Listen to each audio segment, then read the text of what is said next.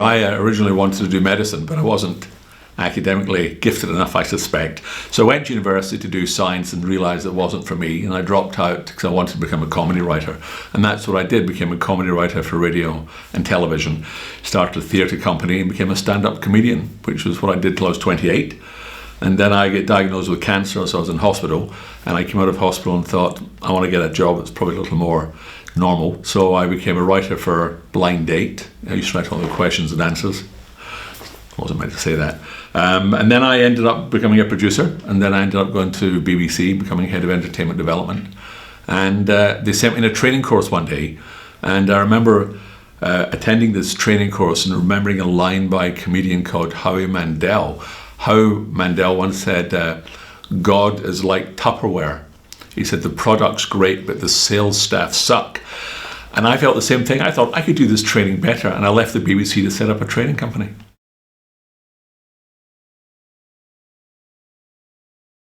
Success is a great topic, and the definition that I love, and I heard it about 30 years ago, was success is the gradual realization of your goals. That's it. Whatever your personal goals are, upon the realization, you've been successful. So success isn't an amount of money, it isn't status, it isn't position. You know, if you rob a bank and make a lot of money, are you successful? If you win the lottery, are you successful? If you get a gun and hold 600 people hostage, are you powerful? You know, but if you set yourself a goal and you achieve it, so when a child learns to walk for the first time, that's success. And I think in our life we need to determine what our success looks like. And that's, for me, what success is, the realization gradually of your goals. I came across a curious statistic that the average child falls 240 times before it learns to walk. And yet, I imagine most British people, if you ask them, can they speak French, will say no, and then tell you they tried twice. So I think failure is just feedback.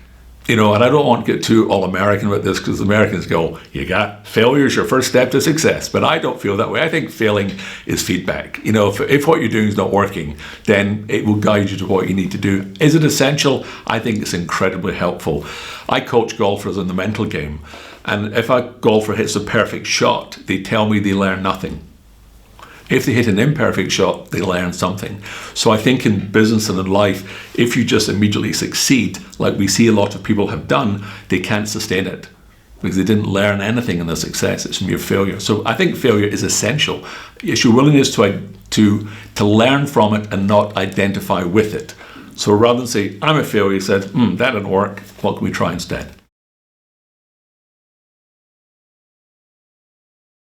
I think partly it's in your DNA, partly, but 10%. I think that if you look at a lot of people who've been successful, say 50, 60 years ago, their backgrounds were very similar. They came from poverty, hardship, and they were determined to get out of that.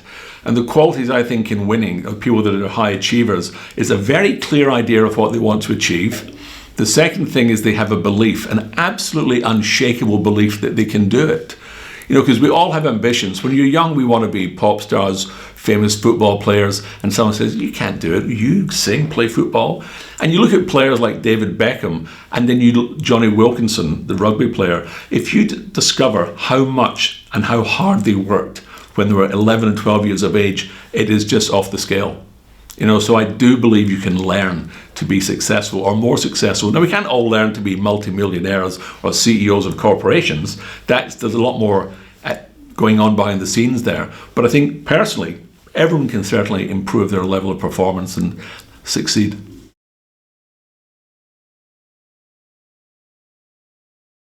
I think there's three things people can do. Number one is clarity. Because people will often, if I say to an audience, what is it you want? The first thing I say to them, I imagine you want to be successful. But what does success look like? You know, to a person who is sort of agoraphobic, learning to have the courage to get outside, that's success. So the first thing is clarity. Be clear what it is you want. What does success look like? What does happiness look like? Because they're not end goals in themselves, they're byproducts. Number two, have a plan. And it really is that simple. Plan what you need to do. For example, if you and I decided we wanted to climb Mount Everest with no mountaineering experience, what's the first thing we'd do? We'd sit down and say, well, we need to get fit. we need to join a gym. We need to learn about mountaineering. We need to learn about visas. We need to learn about, we'd work out what we need to do. If you bake a cake, you get a recipe. If you get a route map in the old days to find out where you're going. Life's the same. Most people don't have a plan. They have a desire. And a desire is not a plan. And the third thing, and it's the one thing that I say, is no fear of failure. Because failure will stop you getting out of bed in the morning at its very worst. But failure will help you find excuses. Well, I talk to Salesforce a lot. I don't think anyone was ever born with a fear of cold calling. You learn it. You don't have a fear, but you learn these fears. Fear of rejection, fear of abandonment. We have these fears, but if you just decide, I have no fear of these things happening, your confidence grows. And when your confidence grows, your sense of commitment grows. So it's all a little recipe that comes together. The three themes I speak about generally are success, looking at what success is at a corporate level, at a personal level. So this talk is the most requested presentation based on a book I wrote called Natural Born Winners. The second topic is peak performance, about winning, this mentality, this attitude, this mindset of winning, because I work with professional golfers on the tour, and it's a sort of very popular topic for me because I'm fascinated by it. And the third one is resilience, our ability to bounce back, because business is getting harder. We're being asked to do more with less. The time frames are cut back. The retail sector has been decimated. The internet's changing the way we do business. So this bounce back ability. So how do we have more resilience? So these are the three topics I talk on. And within them, there'll be leadership and teamwork. But those are the three. But I feel as a speaker, there's three things every audience want. Number one, they want to be informed. They want to be given information that they either didn't have or forgot they had. The second thing is they want to be inspired. They want to be emotionally engaged in the talk sufficiently that they take the information and go, I can do that. I'm going to try that. And the third thing they want is to be entertained. And it's the same way as I believe that, you want to be entertained in which way that you have a great emotional memory. If you laugh a lot throughout a presentation, you remember it. Because I believe that in any speech you give, the audience will, if you're lucky, remember two things. But they'll probably remember one. And I'm never sure what that one thing is. And I call it the golden thread. And the first question I ask any sort of booker is, what's the takeaway? So that's my kind of approach and thoughts on it.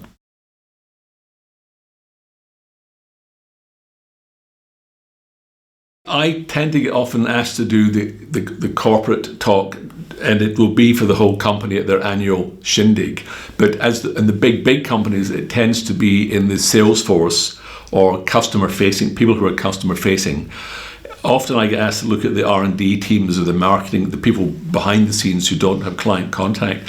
So I'm not a specialist in that I talk about a very particular part of business. I talk about sort of the mindset of how we think, feel, and how that impacts on how we perform and produce. And I talk a lot about the impact of attitudes. I talk a lot about self-belief. And a lot of it's based on child psychology by a guy called Piaget. I look at what 98% of 4-year-old children have high self-esteem. It's fantastic. By the age of 18, it's less than 1%. So what happens? So I try and look at so it's a good question, but what is it? Salesforce is my favorite audience because they're very hungry to learn. But I tend to work with marketing teams and I do a lot of associations.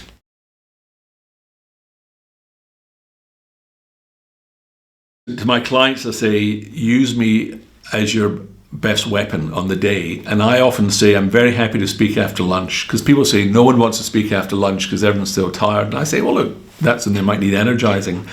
My view is, what I've had the ability to do is to raise the emotional energy in the room, to get people very engaged, to get them thinking, to get them sort of going, oh. So I like to speak at the beginning of the conference to get people, to set them up to learn and pay attention. And also I can make points that the other speakers can back reference, because I'll talk about very key things. I'll talk about the importance of believing you can and confidence.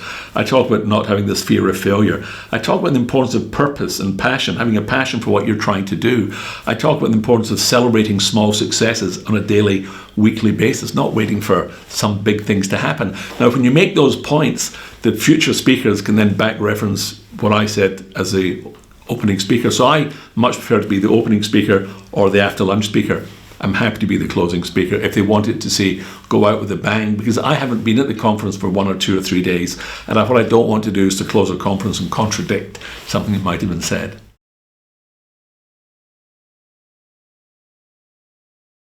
I think the key takeaway message is that the past does not determine the future.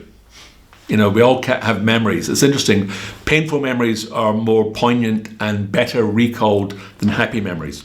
So you'll remember a tragic incident or an accident or a heartbreak more readily than you'll remember a success. So when you look to the future, it is more natural to recall the failures you've had in the past and use that as your model for the future. So the key takeaways for me is, stay mindful, stay in the present. The other thing is, every elephant is broken down into bite sizes, so your goals can be done as the same. The other thing is to recognize that as people, we're much more emotional than we are logical. I use an example that I ask audiences around the world to put their hand up if they can give me the name of the person who cuts their hair.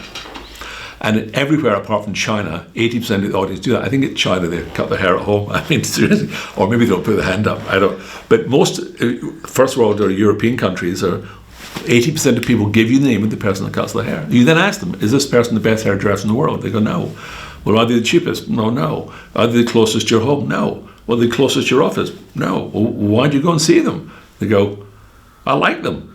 So the power of relationships, of trust, because if you don't have a relationship based on trust, because we trust our hairdresser, if you don't have a relationship built on trust, you've simply got a transaction. And we can transact anywhere. When I buy something, I want a supplier. There's lots of suppliers who transact with me, but I'll do business with the one I trust. So we need to build up trust in all our relationships with all our clients. And that's, there's a phenomenal American author, speaker called Jeffrey Gitomer, who said that 81% of first transactions take place between the 7th and 9th point of contact. And it's just about persevering, maintaining relationships. So my takeaway is about the emotional stuff that really makes a big difference.